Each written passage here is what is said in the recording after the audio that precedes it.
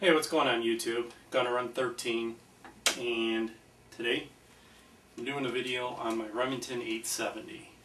This is the Remington 870 Express Magnum 12 gauge. I did a few mods to it the other day, so I figured I would kind of show you what I did to it and what I'm looking to achieve with this, being a tactical home defense type of shotgun, type of 12 gauge shotgun. One thing I did just due to this thing, I was running a straight pistol grip full length stock that came on it from Remington. It was a great stock and I really liked that setup, but I wanted to shorten down the length of pull on it. You put your arm a little far out there. So I wanted to shorten down the length of pull. So I decided to go with a retractable telescopic stock, similar to what you see on AR-15s and so on.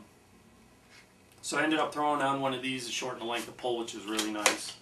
You could go from anywhere, I think it's between 15¼ inch length of pull to 11¼ inch length of pull,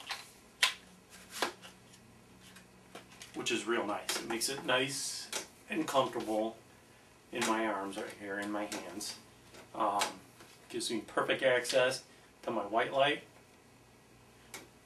which is real nice, without having to run a pressure switch on this thing. So kind of give you a look into the stock that I put on there. It's got a nice robust pistol grip. Pretty decent. I like it. So that's what I did to this recently, and I figured I'd do a video on this. I'm going to show you kind of everything that I got going on, and specifically this piece of equipment. First off,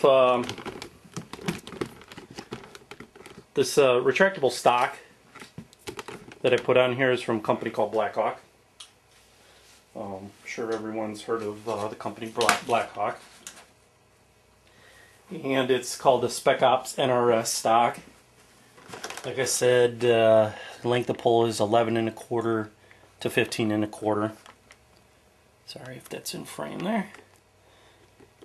And that's what I was looking to achieve with this shotgun, to shorten up that length of pull a little bit.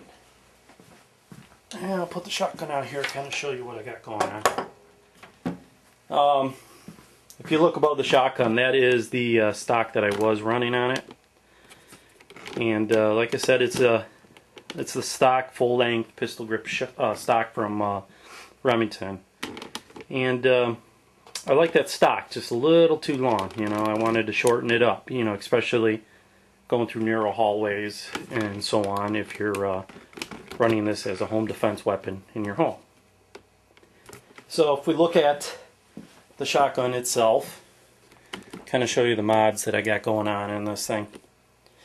First thing, I got a stream light mounted right here. This is the Polytech 130 lumen stream light.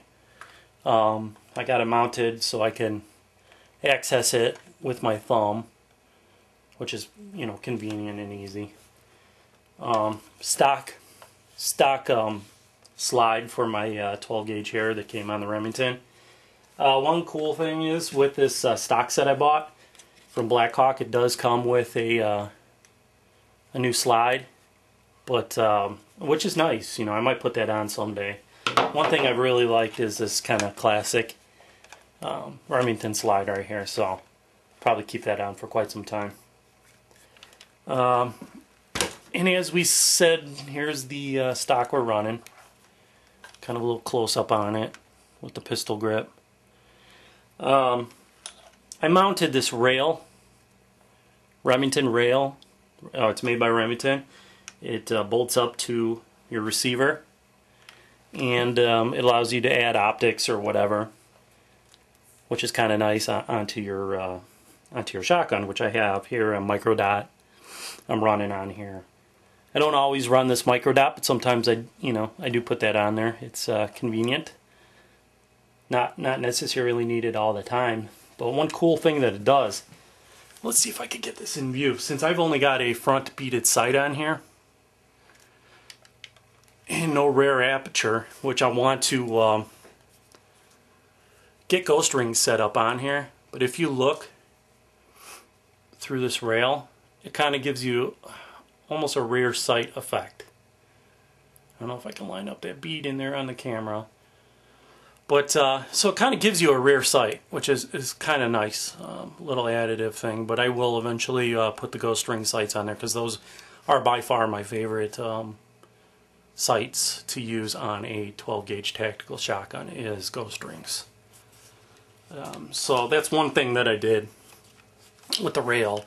I've had that on for a while. But one thing also that it allowed me to do is I actually took from a shotgun sling swivel kit. I took the front swivel that would normally go on the top of the shotgun, and by putting this rail on, it allowed me basically a hole to screw this into the swivel. So now I can use this as a single point swivel up here on my shotgun, which is quite nice. Instead of having to get an additional part, I was able to modify that to fit in there. So I don't know if you can really tell, but that's kind of nice. So that allows me to put a single point sling on here, something I was looking to do.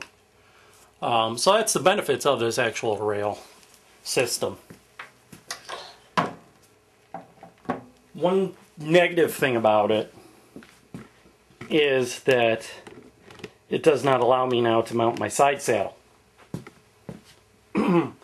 And side saddle, I think, is a very important thing for a tactical 12 gauge shotgun.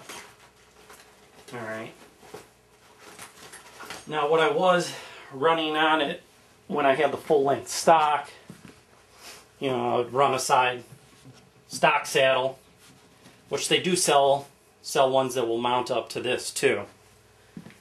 So I still got that option, and I know I can modify it to put a side saddle on there. I just haven't done it yet, and I will once I get this figured out, configured exactly the way I want. But I'm pretty much there as far as a tactical, home defensive combat type shotgun. This thing's pretty ready to go. I do want to get those ghost ring sights eventually, like I said, and then I will mount up a side saddle to carry the ammo. But this is kind of just a breakdown here of what I did to it. I don't know if anybody else has any experience with Blackhawk's telescopic stock. I'd be interested in finding out. If you do, if you could leave me some messages. Well, anyways, it's going to run 13, just showing you some additional options for the 12 gauge home defensive shotgun. Thanks, YouTube, and we'll talk to you later.